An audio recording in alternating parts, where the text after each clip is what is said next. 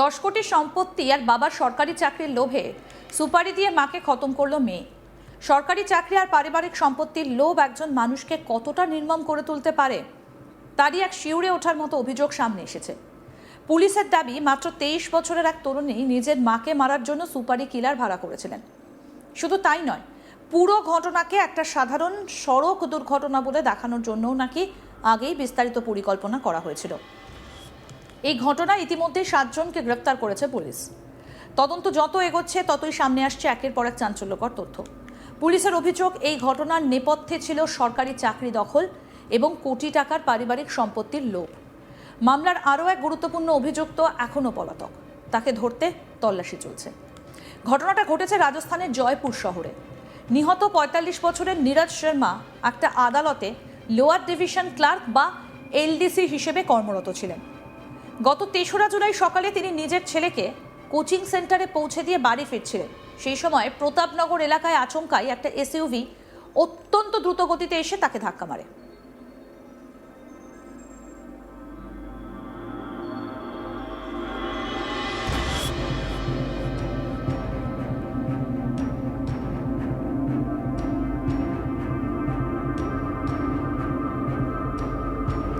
পুলিশের দাবি, গাড়িটার গতি ছিল ঘন্টায় প্রায় 130 কিলোমিটার।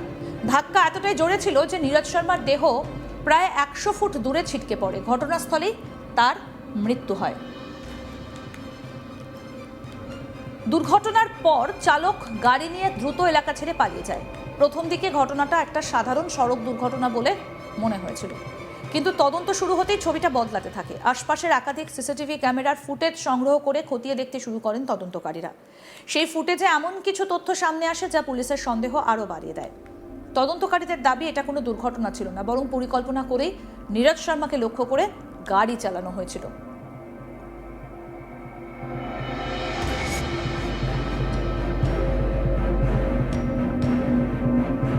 এরপর তদন্ত আরও গভীরে যেতেই সামনে আসে এক ভয়ঙ্কর অভিযোগ। পুলিশের দাবি, এই হত্যার মূল পরিকল্পনাকারী ছিলেন নিহতের নিজের মেয়ে 23 বছরের আয়ুষী শর্মা। তদন্তকারীদের মতে, বাবার মৃত্যুর পর সরকারি চাকরি এবং পারিবারিক সম্পত্তি নিয়ে দীর্ঘদিন ধরে মা এবং মেয়ের মধ্যে বিরোধ চলছিল। প্রায় 1 বছর আগে নীরজ শর্মার স্বামীর মৃত্যু হয়। তার মৃত্যুর পর সহানুভূতিমূলক নিয়োগের মাধ্যমে নীরজ শর্মা আদালতে এলডিসি পদে চাকরি পান। পুলিশের দাবি, আয়ুষী চেয়েছিলেন সেই সরকারি চাকরিটা তিনি পান, কিন্তু চাকরিটা তার মা গ্রহণ করেন। সেই বিষয়টা নিয়ে দীর্ঘদিন ধরে ক্ষোভ জমতে থাকে। একই সঙ্গে গত 2 থেকে 3 বছর ধরে সম্পত্তি নিয়েও মা মেয়ের মধ্যে বিরোধ চলছিল বলে তদন্তে উঠে আসে।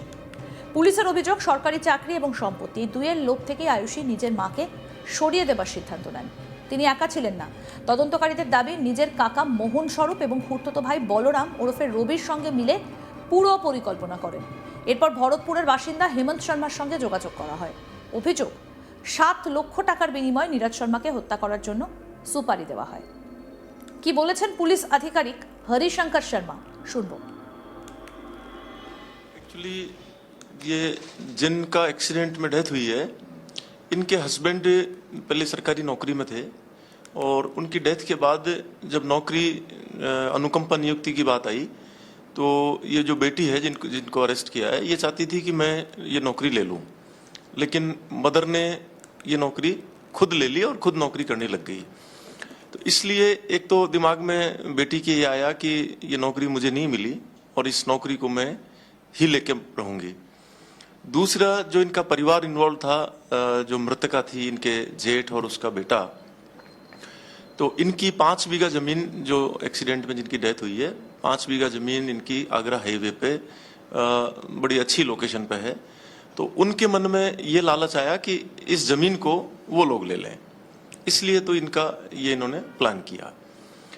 दूसरी चीज कि ये चूंकि एक्सीडेंट ही बताया गया था, सूचना भी एक्सीडेंट की आई थी और प्रथम दृष्टया एक्सीडेंट ही लग रहा था, लेकिन उसके बाद जब मौका देखा घटनास्थल पे, तो मौके में एक फुटेज में ये इंसिडेंट मिल गया हमें, जो किसी के घर लगा हुआ था सीसीटीवी, और उसको देखने से ये बिल्कुल क्लियर हो गया कि ये एक्सीडेंट नहीं है, क्योंकि उस वक्त और कोई गाड़ी नहीं गुजर रही थी।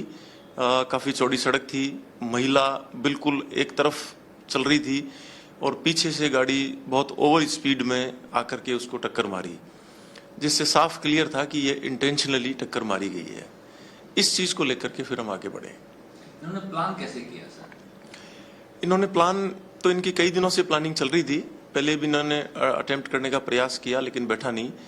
तब इन तीनों ने मिलके, ये जेठ मोहनलाल, जेठ का लड़का बलराम और मृतका की बेटी आयुषी, इन तीनों ने प्लान किया कि भाई इसको कहीं एक्सीडेंट में करके एक्सीडेंट का रूप दे दिया जाए।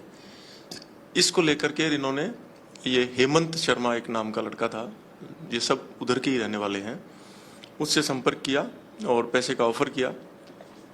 हेमंत ने फिर आकाश शर्मा से संपर्क किया। इन दोनों ने मिलकर के फिर ये बाकी लड़कों को हायर किया 1-1 लाख रुपए में, और फिर इसको अंजाम दिया। ये आप लोग जब कन्फ्रंट किए उस लड़की से, तो फिर क्या रिएक्शन था और किस तरह से वो कबूल की? शुरू में तो जब उसको लेने गए थे तब उसने विरोध ही किया, लेकिन जब उसको जैसे ही पता लगा कि ये सारी पूरी जितने भी लोग शामिल थे इन सबको हमने थाने में पकड़ लिया है, तब उसने सारी चीज क्लियर बता दी। क्या पछतावा है उसको? हमें तो ऐसा नहीं लग रहा फिलहाल कि पछतावा है, क्योंकि ऐसा कोई चीज देखी नहीं, पर बिल्कुल स्पष्ट है, क्लियर है। এরপর শুরু হয় দীর্ঘ প্রস্তুতি। প্রথমে একটা ভাড়া করা থার এসইউভি ব্যবহার করে নীরজ শর্মার প্রতিদিনের চলাফেরা লক্ষ্য করা হয়। প্রথম পরিকল্পনা সফল না হওয়ায় অভিযুক্তরা প্রায় 1 মাস ধরে তার প্রতিটা গতিবিধির উপর নজর রাখতে থাকে।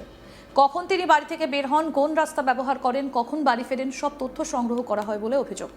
তদন্তকারীদের মতে উদ্দেশ্য ছিল এমনভাবে হত্যাকাণ্ড ঘটানো যাতে সবাই সেটাকে সাধারণ সড়ক দুর্ঘটনা বলে বিশ্বাস করে। হত্যার দিন সকাল থেকে অভিযুক্তরা সক্রিয় হয়ে ওঠেন বলে পুলিশের দাবি। মোহিত শর্মা নীরজ শর্মার অবস্থানের খবর নিয়মিত অন্যদের জানাচ্ছিলেন। অন্যদিকে রোহিত জাটভ একটা কাইকের কাছাকাছি অপেক্ষা করছিলেন। সুযোগ বুঝে গাড়ি নিয়ে এগিয়ে আসেন আকাশ শর্মা, তার সঙ্গে গাড়িতে ছিলেন অরবিন্দ শর্মা। এরপর দ্রুত গতিতে গাড়ি চালিয়ে নীরজ শর্মাকে ধাক্কা মারা হয় বলে অভিযোগ। ঘটনার পর গাড়িটা একটা নির্জন জায়গায় ফেলে রেখে অভিযুক্তরা বাইকে করে পালিয়ে যায় বলেও তদন্তে উঠে এসেছে। প্রথম দিকে দুর্ঘটনা বলে মনে হলেও তদন্তকারীরা গাড়ির গতিবিধি, সিসিটিভি ফুটেজ এবং মোবাইল ফোনের তথ্য বিশ্লেষণ করতে শুরু করেন। ধীরে ধীরে বিভিন্ন অভিযুক্তের মধ্যে যোগাযোগের প্রমাণ সামনে আসে। এরপর শুরু হয় জিজ্ঞাসাবাদ। সেই জিজ্ঞাসাবাদ থেকেই একের পর এক গুরুত্বপূর্ণ তথ্য সামনে আসে বলে দাবি পুলিশের।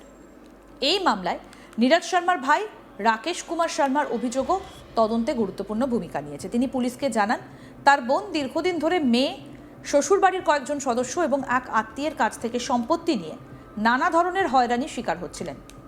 এমনকি একাধিকবার তাকে প্রাণে মেরে ফেলার হুমকিও দেওয়া হয়েছিল বলে তিনি অভিযোগ করেন। পুলিশের দাবি, জিজ্ঞাসাবাদের সময় আয়ুষী জানিয়েছেন যে বাবার মৃত্যুর পর যে সরকারি চাকরির সুযোগ তৈরি হয়েছিল সেটা তিনি পেতে চেয়েছিলেন, কিন্তু তার মা সেই চাকরি গ্রহণ করেন। তদন্তকারীদের অভিযোগ, এরপরই সরকারি চাকরি এবং পারিবারিক সম্পত্তির নিয়ন্ত্রণ নিজের হাতে আনার উদ্দেশ্যে মাকে হত্যার পরিকল্পনা করা হয়। এই ঘটনা এখনো পর্যন্ত আয়ুষী শর্মা, মোহন স্বরূপ, মোহিত শর্মা, আকাশ শর্মা, অরবিন্দ শর্মা, হেমন্ত শর্মা এবং রোহিত জাটভকে গ্রেপ্তার করেছে পুলিশ। আরও আপডেট পেতে দেখতে থাকুন আজ তাক বাংলা, সাবস্ক্রাইব করুন।